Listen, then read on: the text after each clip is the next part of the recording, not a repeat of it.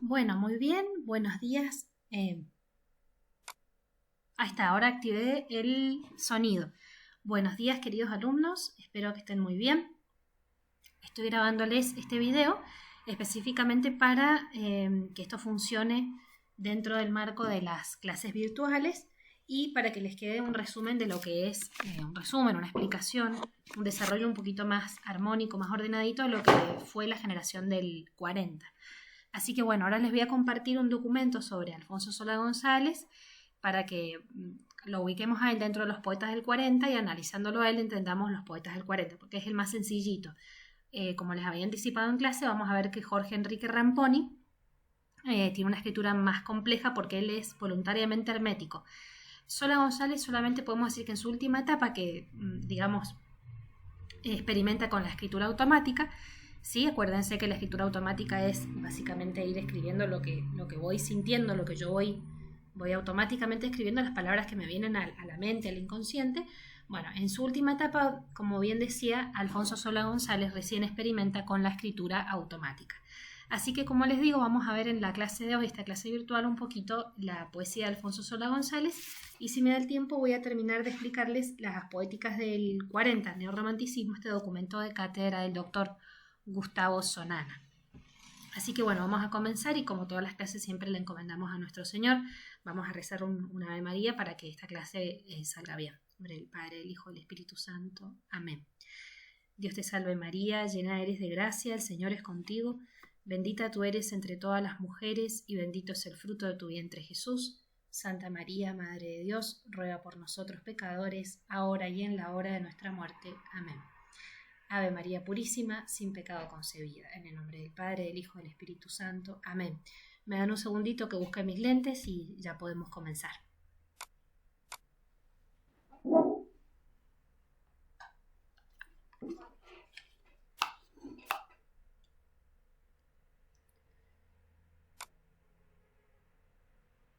Bueno, muy bien, ahora sí, entonces como les decía, vamos a ver este documento del profesor Sonana, armado por el profesor Sonana, acerca de la vida de Alfonso Solá González. Bueno.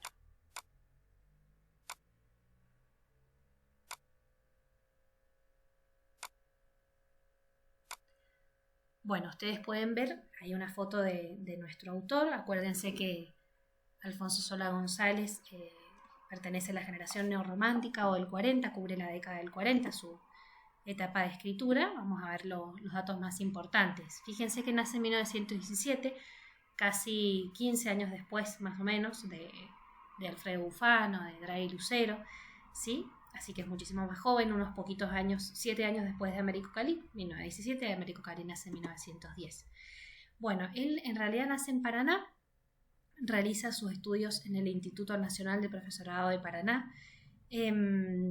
Fíjense que conoce a Fernando Ireneo Cruz, justamente el edificio de la Facultad de Filosofía y Letras se llama Fernando Ireneo Cruz, en homenaje a este escritor. Marcos Amoringo, Carlos María Onetti, conoce a todos estos escritores, ¿sí? Y va a participar como colaborador en revistas de Paraná como Círculo y Comarca. Bueno, y va a formar parte de la generación poética de Paraná, que integra escritores, vamos a nombrar solamente algunos: Ana Teresa Fabani, Emma G. de Cortosio, Amaro Villanueva, entre otros. Bueno, va a finalizar sus estudios en 1940, se recibe como profesor de letras y se va a desempeñar en ese instituto en Paraná como profesor de literatura meridional francesa, ¿sí? Va a publicar un estudio sobre la adjetivación en la lírica de García Lorca y va a editar su primer libro de poemas que se llama La Casa Muerta, y de ahí tenemos el famoso poema que se llama La Cenicienta, el primero de La Casa Muerta, el primero que abre el poemario este que ustedes tienen escaneado de letras mendocinas, ¿sí? La antología de poesía se abre con un soneto y La Cenicienta, que es muy interesante para analizar el simbolismo. Bueno, va a realizar viajes periódicos a Buenos Aires y va a conocer a los escritores reunidos en torno a la revista Canto: Olga Orozco, Enrique Molina, Daniel Devoto, bueno, a mantener una correspondencia con Daniel Devoto. Fíjense que ustedes tienen un material para leer del mismo profesor Sonana, en el que analiza la relación entre Daniel Devoto y, bueno, y nuestro autor justamente, Alfonso Solá González, y el canon neorromántico, sus lecturas, sus influencias y demás. Bueno, nosotros en antología teníamos unas poesías de Enrique Molina. Bueno, entonces se juntan en torno a la revista Canto. Conoce a José María Castiñeira de Dios y publica en la revista Huella, muy importante.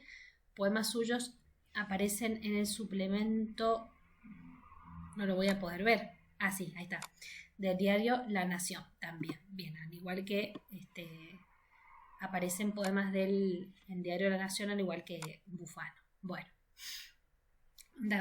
seguimos con los datos biográficos. Se establece en Buenos Aires en la década, fíjense, 1942-1946, en donde se desempeña como periodista y crítico teatral en los diarios Cabildo y La Tribuna.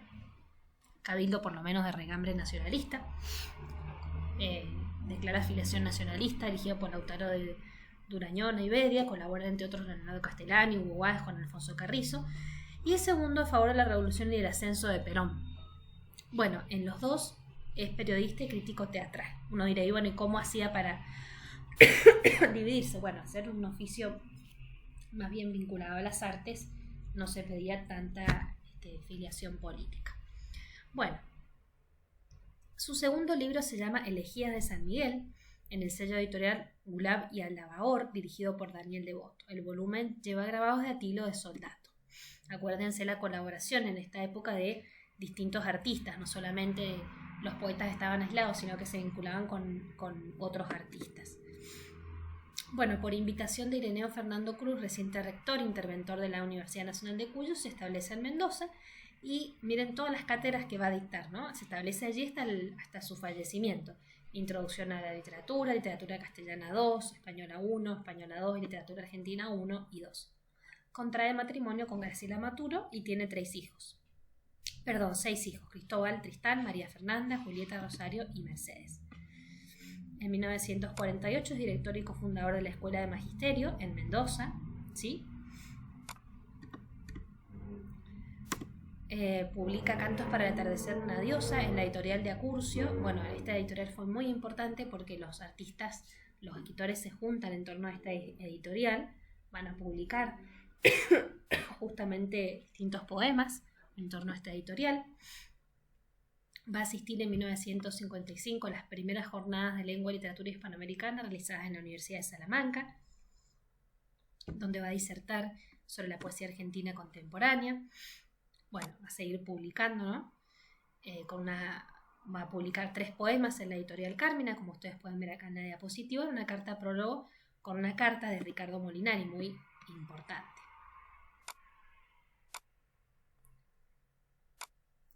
Publica su estudio Capítulos de la novela argentina en la edición de Cuadernos de Versión, ¿sí? Espero que me vengan siguiendo bien. Bueno, vamos a poner esto un poquito más abajo, así no nos molesta. Participa, esto es muy importante, va a participar en Bélgica, en la VA Bienal Internacional de Poesía en Noc-les-Sauviers, Bélgica, realizada en septiembre de ese año.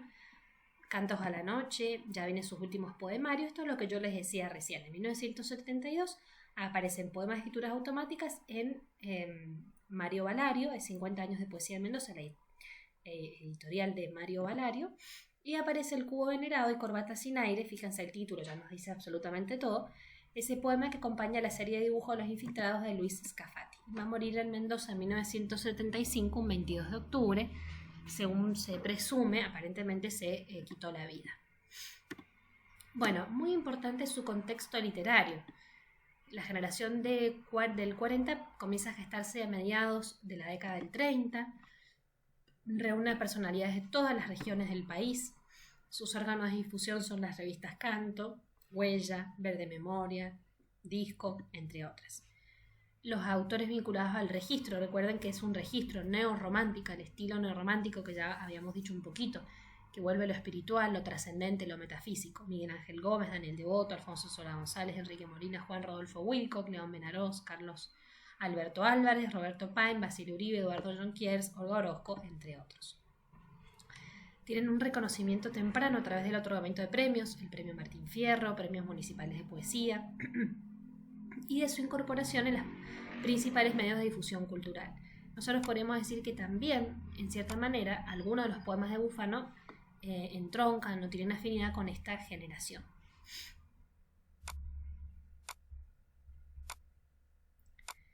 Su campo temporal de acción como movimiento emergente abarca el periodo 1940-1945, ¿sí? Su canon de lecturas formadoras es el siguiente: los nacionales Molinari, Mastronardi, Lugones, Marechal, Borges, Neruda, Machado, Lorca y Cernuda, Rilke, Luis Milós, que vamos a leer una poesía de Luis Milós, son los autores o las lecturas formadoras. Por eso yo les he puesto, dentro de la generación neorromántica, puse Mastronardi como lectura formadora. Los principios de su poética son la concepción del conocimiento poético como anamnesis como reconocimiento, ¿no? Como memoria, como volver a ser patente algo anterior, ¿sí? Rememorar, anamnesis es rememorar. La pregunta por el ser frente al devenir temporal, la concepción de la tierra natal como hipótesis del sujeto lírico, la valoración de los aspectos nocturnos del acto creador, sobre todo se ve en Ramponi, y la valoración de los aspectos musicales del poema, que lo vemos en casi todos ellos. Bueno, lecturas formadoras como recién decíamos, Lugones, Mastronardi, Molinari, autores clásicos también, la poesía cancionera y medieval, Alarica, Garcilaso de la Vega, Quevedo, Lorca, y mucho de la poesía francesa, ¿no? Mallarmé, Verlaine, esto comparte con el modernismo, ¿no? Verlaine, Albert Semen, Georges Rodenbach, Emile Braeren, Guillaume Apollinaire también. Y este poeta lituano, Óscar Vladislas de Luis Milós también. Bueno, las obras que se editaron durante la vida de Solá González: La Casa Muerta, Elegías de San Miguel, Cantos para el atardecer de una diosa, 3 poemas, Cantos a la noche. Bueno, y otros poemas incluidos en antologías: Mario Valario, 50 años de poesía en Mendoza. Perdón, yo les dije que Mario Valario es el editor, no, Mario Valario es el título del poema, perdón, mil disculpas. Los infiltrados, de Luis Scafati, con el poema alusivo El cubo venerado y Corbata sin aire. Bueno, y textos de edición póstuma, El soñador y otros poemas, antología poética, bueno, y esta antología que yo les mostré en la clase pasada, digamos, preparada por Víctor Gustavo Sonara.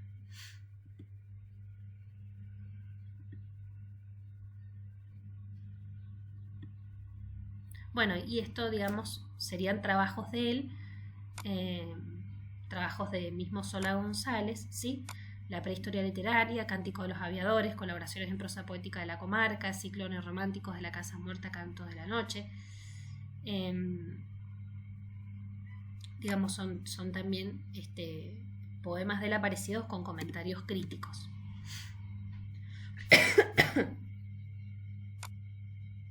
Bueno, acá vamos a terminar de compartir, ¿sí? Termino de finalizar la presentación. Bien, termino de compartir y directamente, bueno, la poética es muy importante, pero para que no sea demasiado largo este video, lo voy a dejar acá y en un próximo ya abordo directamente la poética de Ramponi. Pero fíjense qué importantes los datos de la vida de él, el que estén en torno a la figura de Gildo da Curcio, las lecturas formadoras como Lugones, Mastronardi, Molinari, que publiquen en revistas, el tema de la poética, como yo les decía en la clase pasada, es muy importante que ellos siempre hablan de la poesía, el acto creador, el yo lírico, como centro de todo, así como en el romanticismo el subjetivismo era lo más importante. Así que creo que por ahí están deslindadas las cuestiones más importantes. Ahora en el próximo video ya les hablo directamente de la poética neorromántica, y vamos a analizar algunos de los, o bien a un poema de Solá González, acá, ¿sí? Este es el otro, este es el de, este que está acá es el preparado exclusivamente solo de Solá González, con un estudio preliminar bastante largo de Sonana, y este sí tiene el prólogo, la presentación de la doctora Castellino,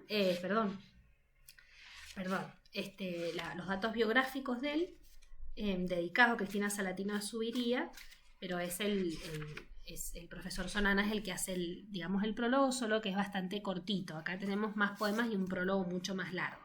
Así que en el próximo entonces poética de Sola González, un poquito de la poética del 40 y vamos a ver si analizamos un poema de Sola González y también de Luis Vladislas Milos. Bueno, muchas gracias por escuchar y corto acá entonces la grabación.